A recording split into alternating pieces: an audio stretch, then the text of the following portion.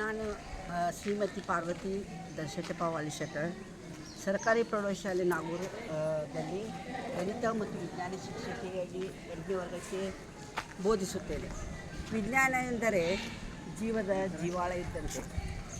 ಗಣಿತ ಅದನ್ನು ಮುಂದುವರೆಸುವ ಆತ್ಮವಿದ್ದಂತೆ. ಆದರೆ ವಿಜ್ಞಾನ ಶಿಕ್ಷಕಿಯಾಗಿ ನಾನು ಹೇಳಲಿಷ್ಟೇ ಬಯಸುತ್ತೇನೆ.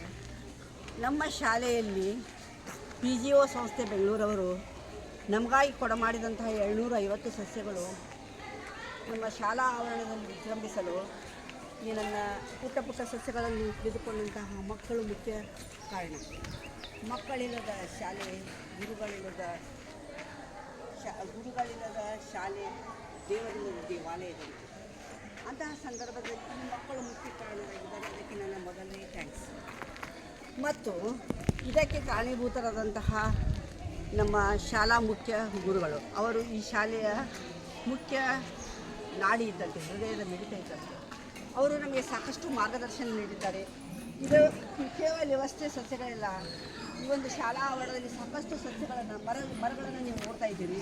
ಇದಕ್ಕೆ ಕಾರಣೀಭೂತರಾದಂತಹ ನಮ್ಮ ಶಿಕ್ಷಕ ವೃಂದದವರು, ಈಗ ತಾನೇ ಬಂದಂತಹ ಕಾಮ ಗುರುಗಳು ಎಲ್ಲರೂ ಬಹಳಷ್ಟು ಕಾರಣೀಭೂತರಾಗ್ಯಾರ. ಒಂದು ಬೀಜವನ್ನು ನಾಟಿದ ತಕ್ಷಣ ಅದು ಸಸ್ಯವಾಗಿ ನಿಲ್ಲೋದಿಲ್ಲ. ಅದಕ್ಕೆ ಸತತವಾದ ಪ್ರಯತ್ನ ಇರಬೇಕು.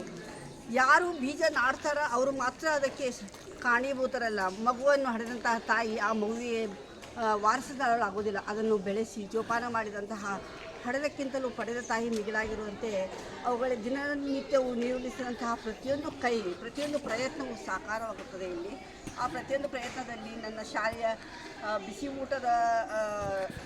ಊಟದ ಸಿಬ್ಬಂದಿಯು ಮತ್ತು ನನ್ನ ಶಾಲಾ ಮಕ್ಕಳು, ಪ್ರಮುಖವಾಗಿ ನನ್ನ ಶಾಲಾ ಮಕ್ಕಳು, ಶಾಲಾ ಸಿಬ್ಬಂದಿಯವರು ಮತ್ತು ಆ ಒಂದು ಮೋಡಗಳನ್ನು ಬಸಿದು ಬಂದಂತಹ ಮಳೆ ಹನಿಗಳಿಗೂ ಕೂಡ ನಾನು ಇವತ್ತು ಚಿರಋಣಿಯಾಗಿರುತ್ತೇನೆ. ಏಕೆಂದರೆ ಮಳೆ ಇಲ್ಲದೆ ಜೀವವಿಲ್ಲ, ಜೀವವಿಲ್ಲದೆ ಜೀವನಾಡಿಯಿಲ್ಲ ಅಂದಂತೆ ಈ ಸಸ್ಯಗಳಿಗೆ ಉಸಿರಾಗಿರುವ ಮಳೆಗಳು ಬರೋದಕ್ಕೆ ಪ್ರಮುಖ ಕಾರಣವೇ ಮರಗಳು.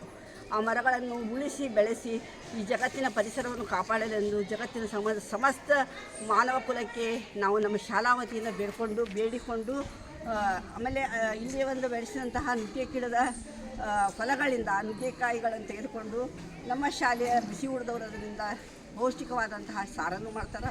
ಈ ಮಕ್ಕಳ ಬೆಳವಣಿಗೆ ಅತ್ಯಂತ ಪ್ರಮುಖವಾಗಿ ಸಹಾಯ ಆಗೈತೆ ಅಂತೇಳಿ ಅದನ್ನು ಗಿಡಗಳನ್ನು ಕಳಿಸಿದಂತಹ PGO ಸಂಸ್ಥೆಯ ಬೆಂಗಳೂರವರಿಗೆ ನಾವು ಹೃದಯಪೂರ್ವಕ ಅಭಿನಂದನೆಗಳನ್ನು ಸಲ್ಲಿಸ್ತೀವಿ.